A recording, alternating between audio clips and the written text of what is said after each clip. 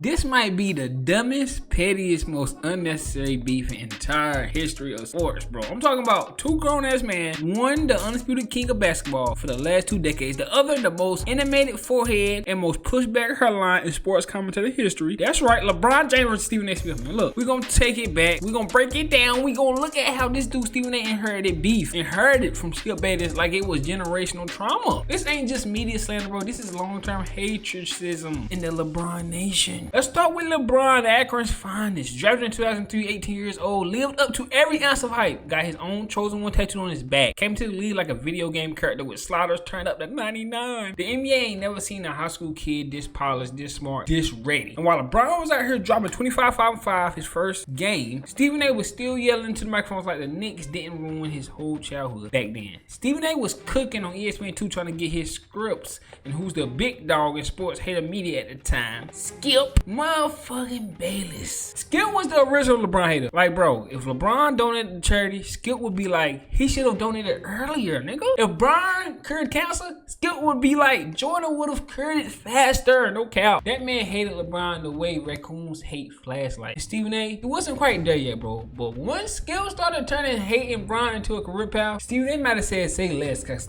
at first, Stephen A. was cool, you know what I'm saying? He's like, yeah, LeBron, you know what I'm saying? LeBron is him, but he ain't better than Jordan. Cool. But by the time Stephen A. made it big on First Take, bro, the LeBron hate was already monetized like this was a business decision. Skip was like the Dr. Dre of LeBron slander, and Stephen A. picked up the mic and dropped the diss track every time LeBron had a bad game. No doubt. Stephen A. would be on live TV saying stuff like, LeBron James is not the best player in the world. He's second to Michael Jeffrey Jordan. After every game, every bad game, he gonna say it, bro. He gonna let y'all know. Like, bro, we get it. You love MJ. You probably sleep in Jumpman pajamas. No cap. But he say it with such passion like Bron personally cut him off in traffic. But y'all already know it gets personal with these beats. Around the 2010s, Stephen A. had his whole personality right around the idea that Bron ain't that clutch. Even when Bron was objectively clutch, game winners, finals performance, full court passes like he got Madden vision, Stephen A. would be like, I'm just not that pressed. He don't got that killer instinct. He not Kobe. He not Mike. He not AI. He just don't got that killer. A lot of people say that he don't got that killer. But he leading game winners. Like, bro, what does Allen Iverson have to do with this? Like, come on, bro. He'll throw Allen Iverson anything, though. I ain't gonna lie. Stephen A. would treat Bron like a baby daddy who missed child support payment. Always yelling. Always disappointed. Every missed free throw. See, I told y'all. Not clutch. See, I'm telling you, bro. Petty. But Stephen A. had got a call from Rich Paul after Stephen A. went online and said that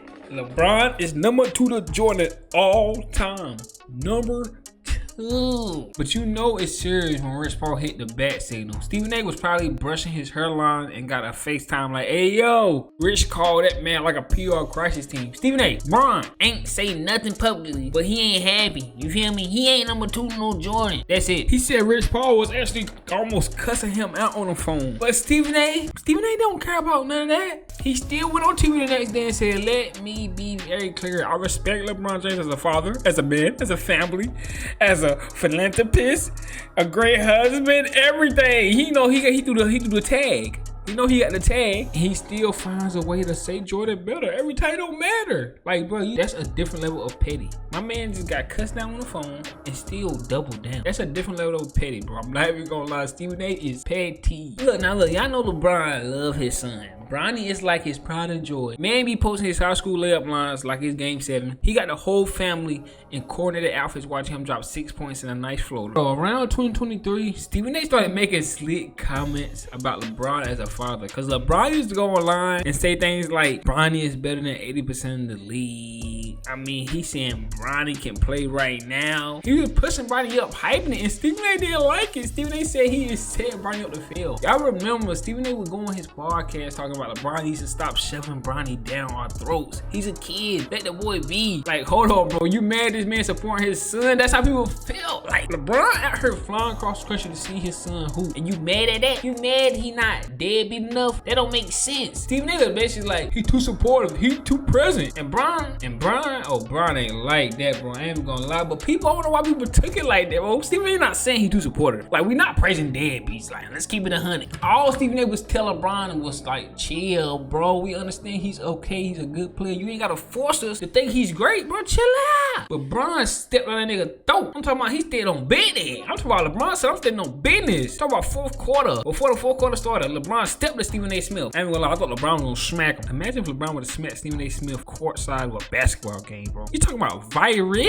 I'm talking about viral, boy. I'm talking about what? LeBron smacking Stephen A. Smith over his son? But look, bro, this beef has been going back and forth for days. And then, bro, Lakers game 2024, Bron mid-game on the bench, drenched in sweat, looking like a Greek god with compression sleeves. And who's sitting courtside? Stephen A. Smith, fresh shape up. I'm talking about that bitch on the back of his head. Bron stood on business. I'm talking about went up to Stephen A. and compressed him about his son. But then after that, bro, Stephen A. hops on podcast immediately. The Gears Arena podcast, bro. Did he reflect? Did he apologize? Of course not. My man said that shit was weak. Well, like he pulled the bird, bro, and the bird had to stand on business. Bro, after Stephen A. went on his podcast tour, as LeBron said, oh man, Bron hopped on that Pat McAfee show and said, he said, some people just want to be seen talking about me. That's how they stay relevant, bro. Ooh, he said Stephen A. just want to stay talking about him, bro. That's crazy, because Stephen A. is popular in his own right. But dang, Bron feel like that? I mean, he didn't say no names, but he didn't have to. That was aimed straight at Stephen A.'s forehead like a laser-guided missile. Bron basically said, your whole platform is me. You don't exist without Skip Jr., which is cap, I believe. But that might be the pettiest cutback Bron ever gave. It was still smoother than an R&B hook. And the way he said it, calm, chill, like he's reading bedtime stories to his haters. But at that point, Stephen A. probably called a Rich Paul like, bro, hey, yo, can we talk this out over dinner, bro? Maybe sushi? They probably got to figure it out, bro. No cap. You ever notice when Stephen A. talk about LeBron, he used the same tone Skip used 2007? Like, bro, still hearing, I don't trust LeBron in the fourth quarter. In his head, I ain't even gonna lie. Stephen A. out here carrying Skip LeBron sounded like it's a family heirloom. He took it personal. Like, he gotta maintain the legacy. And the craziest part, Skip ain't even beefing with Bron no more, bro. Skip is out the game, man. Skip is retired. Skip is done, man. He done. But let's look at it from each side, bro. He ain't never really clapped back.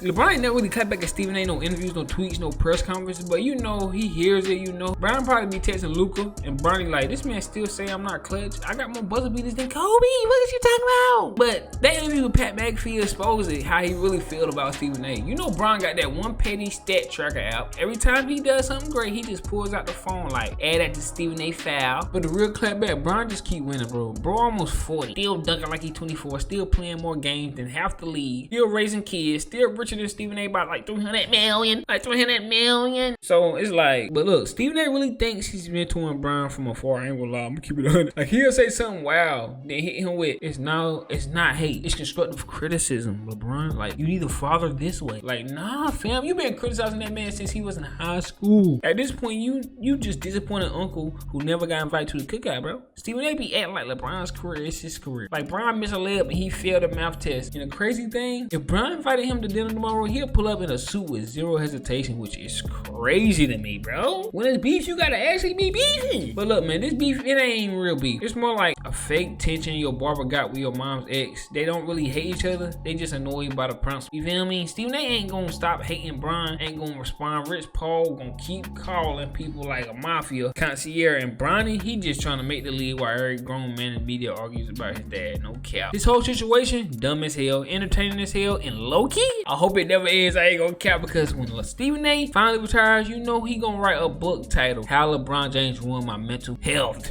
And Bron gonna be at the book signing like, appreciate that support on No Cap.